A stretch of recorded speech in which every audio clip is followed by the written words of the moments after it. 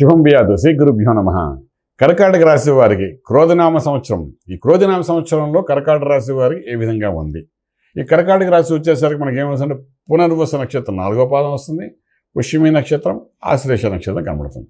So వీళ్ళకి ఆదాయం ఏ విధంగా ఉంది, వ్యయం ఏ విధంగా ఉంది, రాజపూజ్యం ఎలా ఉంది, అవమానం ఏ విధంగా ఉంది అనే విషయాన్ని మనం కొంచెం వివరంగా తెలుసుకోవడం ప్రయత్నించేద్దాం.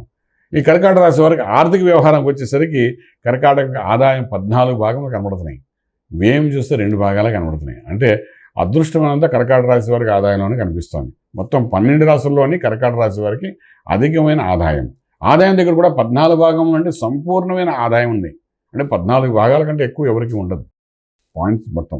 సో అందులో 14 భాగాలు అంటే నిత్యము ఆదాయం, సంవత్సరం అంతా ఆదాయం బాగుంటుంది అని చెప్పడానికి ఒక అవకాశం ఉందన్నమాట. సో అందులో వ్యయం అంటే 2 భాగాలు కనబడుతున్నాయి. అంటే ఖర్చు తక్కువ, అంటే 12 భాగంలో ఆయన సేవ్ చేసుకోవడానికి అవకాశం ఉంది కర్కాటక రాశి వారికి ఈ సంవత్సరం చెప్పచ్చు.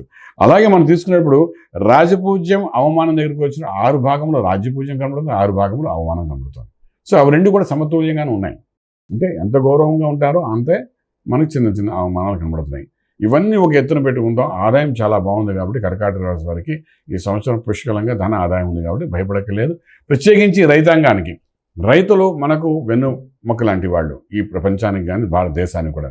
అటువంటి రైతాంగానికి అగ్రికల్చర్, ఆర్గానిక్ సంబంధించిన ఇండస్ట్రీలు, రైతులు పండే పంటకి, పాడి పంటకి అద్భుతమైన రేటు రావడము, ఈ సంవత్సరం పంట 2 భాగములే నీరు భూమి మీద పడుతున్నాయని చెప్పినప్పటికీ కూడా డెఫినెట్గా రాజు అయిన వాడు కుజుడై ఉన్నాడు కాబట్టి, డెఫినెట్గా కుజుడు అగ్నితత్వం గలవాడు కాబట్టి ఎర్రమట్టి నేల మీద పండించే వాళ్ళకి ఒక రకమైన ప్రాఫిట్ వస్తే, అలాగా మంత్రి శనీశ్వరుడై ఉన్నాడు కదా కాబట్టి, సత్యాధిపతి కూడా శనీశ్వరుడై ఉన్నాడు కాబట్టి ఈ నల్లరేగడి మట్టి మీద పండించేవాడు ఒక రకమైన ప్రాఫిట్.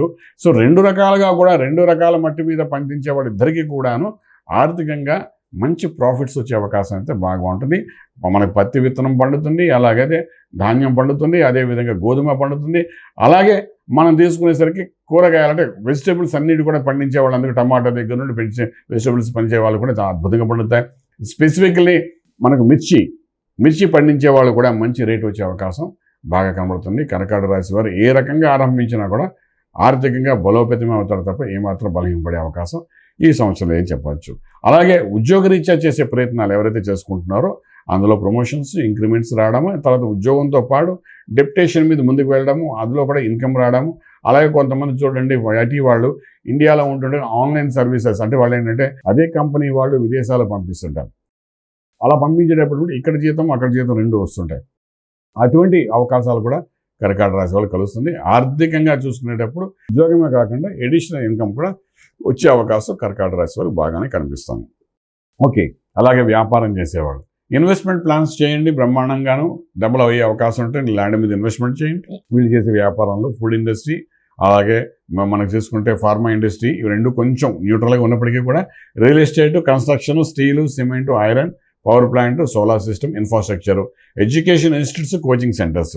మనం అనుకుంటే ఎడ్యుకేషన్ ఇన్స్టిట్యూట్స్ ఏంటి ఇన్వెస్ట్మెంట్ చేయడం అని చెప్పి చిన్న స్కూల్స్కి కూడా ఓపెన్ చేసినా కూడా ఈ సంవత్సరం వాళ్ళకి అద్భుతమైన ప్రాఫిట్స్ ముందుకు వెళ్ళడానికి అవకాశం ఉంటుంది కర్కాటక రాశి వారికి. ఎందుకంటే ఆదాయం ఏదో రకంగా వెళ్ళి 14 భాగాలు వస్తాయి. ఏ రకంగా వస్తాయంటే మన ప్యాషన్ ఏదైతే ఉందో ఆ ప్యాషన్ని ఇంప్లిమెంట్ చేయడానికి ప్రయత్నం చేయండి ఎవరైతే కర్కాటక రాశిలో పుట్టినారో వాళ్ళంతా. సో మన ప్యాషన్ని ఇప్పుడు ఫోకస్ చేయించడానికి ప్రయత్నించండి, మన ప్యాషన్ని బయట పెట్టడానికి ప్రయత్నించండి, దాన్ని ఒక వ్యాపారంగా చేయించడానికి ప్రయత్నించండి, ఫ్రీలాన్స్గా చేయండి, ఈవెంట్ మేనేజ్మెంట్గా చేయండి, లేకపోతే స్మాల్ స్కేల్ ఇండస్ట్రీగా పెట్టండి. ఏదైనప్పటికీ వ్యాపారస్తులకు మంచి అద్భుతమైన ఫలితం ఇస్తుంది. ఆదాయం బ్రహ్మాండంగా ఉంది చెప్పడానికి అవకాశం అయితే బాగా మనకు కనిపిస్తుంది. ఓకే, ఇక నెక్స్ట్ పార్ట్కి వచ్చినప్పుడు ఆదాయం తర్వాత మనకు ఉద్యోగం అయిపోయింది, ఆర్థిక విషయాలు బాగా ఉన్నాయి. అలాగే కుటుంబ సంబంధ విషయాలకు వచ్చినప్పుడు కుటుంబ సంబంధ విషయాలలో అష్టంలో శనీశ్వరుడు యొక్క ప్రభావం కనబడుతుంది. అలాగే మనకు 9వ భాగంలో రాహు యొక్క ప్రభావం కనిపిస్తుంది. సో అష్టంలోని శనీశ్వరుడు ఆరోగ్య విషయంలో కొంత ఇబ్బంది పెట్టే అవకాశం ఉంటుంది. వాడు సంవత్సరం అంతా అక్కడే ఉంటాడు. కర్కాటక రాశిలో అష్టం శని పొందిన వాళ్ళందరూ ఎలా ఇబ్బంది పడ్డారు కింద సంవత్సరం మనం చూసాము. అదేవిధంగా శనీశ్వరుడు ఉన్నాడు కాబట్టి ఏదో ఒక రకంగా చిన్న చిరాకు, చిన్న అనారోగ్యము, దిగువ భాగంలో కొన్ని సమస్యలు, దిగువ భాగం అంటే మనకి ఎగ్జిట్ పార్ట్ ఆఫ్ ది బాడీలో కొన్ని సమస్యలు ఇవన్నీ తెస్తాయి. ఏ తెచ్చినప్పుడు కూడా మనకు ఆర్థిక బలం బాగుంటుంది కాబట్టి డెఫినెట్గా దాని మందుల్ని మనం డబ్బు ద్వారా దాన్ని క్యూర్ చేసుకోవడానికి అవకాశం అయితే కనబడుతుంది. సో మరీ ఒకలే ఆరోగ్య విషయంలోని. అలాగే భాగ్యంలో రాహు కనిపిస్తున్నాడు. ఈ భాగ్యరాహు ఎవరైతే ఉన్నారో కర్కాటకానికి డెఫినెట్గా ఒక లక్ని మిస్ఫైర్ చేస్తాడు. ఆ చేసేటప్పుడు ఏంటంటే మనకు కొంత ఆరోగ్య విషయంలోని ఇబ్బంది కలుగుతుంది. తండ్రి గారి యొక్క ఆరోగ్యం కూడా కొంచెం జాగ్రత్త చూసుకోవాల్సిన అవసరం ఎంతైనా ఉంటే చెప్పగలుగుతాం. ప్రేమ వివాహాలు అలాగే వివాహ బంధం సంబంధించిన విషయాలన్నీ వచ్చినప్పుడు అనుకూలంగానే జరుగుతాయి.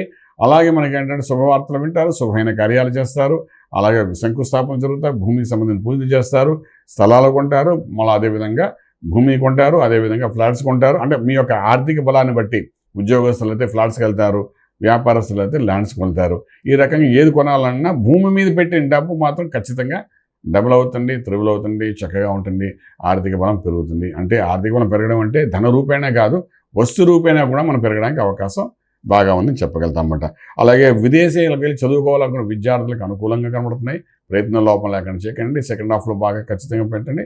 అలాగే విదేశాలకు వెళ్ళి సెటిల్ అవ్వాలనుకున్న వాళ్ళు కూడా చాలామంది ఉన్నారు, వాళ్ళు కూడా అనుకూలం ఉంది.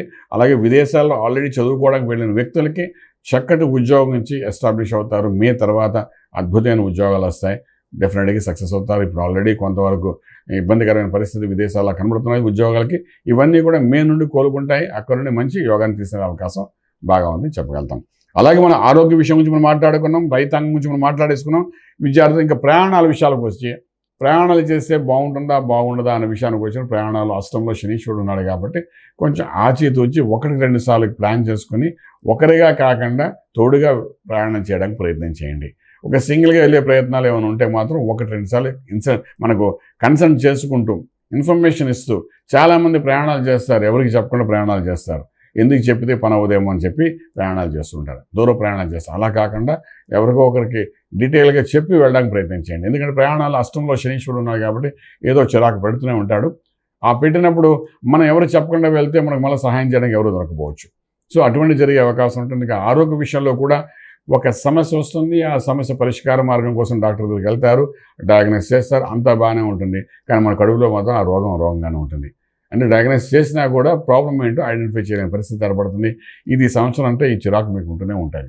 ఆర్థిక బలం పెరిగినా కూడా ఆరోగ్య విషయంలో మాత్రం ఏమాత్రం యోగంలో వెళ్ళకుండా బలహీనంగానే ఉందని చెప్పడానికి అవకాశం ఉంది. ఇక స్టాక్ మార్కెట్ విషయంలో ఉన్నప్పుడు మీరు మైన్స్ మీద, స్టోన్స్ మీద, అలాగే రియల్ ఎస్టేట్ మీద ఇన్వెస్ట్మెంట్ ప్లాన్ చేసుకుంటూ వెళ్ళండి, సక్సెస్ ఉంటుంది. లక్కీ నెంబర్ 3 చాలా పాజిటివ్గా మీకు పనిచేస్తుంది ఈ సంవత్సరము. అలాగే ఇంకొక విషయానికి వచ్చిన ఓవరాల్గా మనం తీసుకునేటప్పుడు అష్టంలో ఉన్న శనీశ్వరుడు ఏమాత్రం ఆగడు, వాడు చేయవలసిన అనారోగ్యం చేస్తాడు. 9వ ఇంట్లో రాహు మీకు లక్ను కొంతవరకు బలహీనపరుస్తాడు. లక్కు, ఆరోగ్యము ఇవి రెండింటి మాత్రం కొంత బలహీనంగా ఉన్నప్పటికీ కూడా మీకు రాజ్యం అంటే ప్రొఫెషనల్ ప్లేస్లోకి రాజ్యంలోకి గురువు ప్రవేశించిన తర్వాత మీ రాజ్యం బలోపేతం అవుతుంది, ఆర్థిక బలం పెరుగుతుంది, శుభకార్యాలు జరుగుతాయి, ఫెంటాస్టిక్గా జరుగుతుంది. ఇక రాహు ప్లస్ శని చేసే ఇబ్బందులు ఏవైతే ఉన్నాయో వీటిని మాత్రం మనం కరెక్షన్ చేసుకుంటూ పోవాలి. కాబట్టి మేధా దక్షిణామూర్తి మహామంత్రాన్ని సాధన చేసుకోవడం కానీ, దక్షిణామూర్తి స్వామి వారి యొక్క అభిషేకం చేసుకోవడం కానీ, అలాగే ఆరోగ్య విషయానికి వచ్చినప్పుడు ఒక్కొక్కసారి ధన్వంతరి హోమం చేసుకోవడం కానీ, ఆ హోమం చేసిన ధునిని జల్లెడ పెట్టి రోజు కొంచెం నీళ్ళలో ఒక స్పూన్ వేసుకుని తాగడం కానీ, ఇటువంటి కొన్ని అంటే మీకున్న సమస్యను బట్టి అటు దక్షిణామూర్తి కానీ, ఇటు మేధా దక్షిణామూర్తి కానీ, అటు ధన్వంతరి కానీ ఏదో ఒకటి మనం చేసుకుంటూ చక్కగా జీవన విధానం గడుపుకుంటూ వెళ్ళగలిగితే, ఎందుకంటే ధనం బాగానే వస్తుంది కానీ ఆరోగ్యం బాగుండదు అని స్పష్టంగా కనబడుతుంది. కాబట్టి ఆరోగ్యం కోసం ఇవన్నీ చేసుకుంటూ వెళ్తే మాత్రం ధనము బాగుంటుంది, ఆరోగ్యం బాగుంటుంది, చక్కగా రాజమార్గంలో రాజ్యం పొందగలుగుతారు. శుభం బియాదు. ఈ వీడియో మీకు నచ్చినట్లయితే మీ మిత్రులకు షేర్ చేయండి. అలాగే మా ఛానల్ను సబ్స్క్రైబ్ చేయడం మర్చిపోవద్దు. Thank you.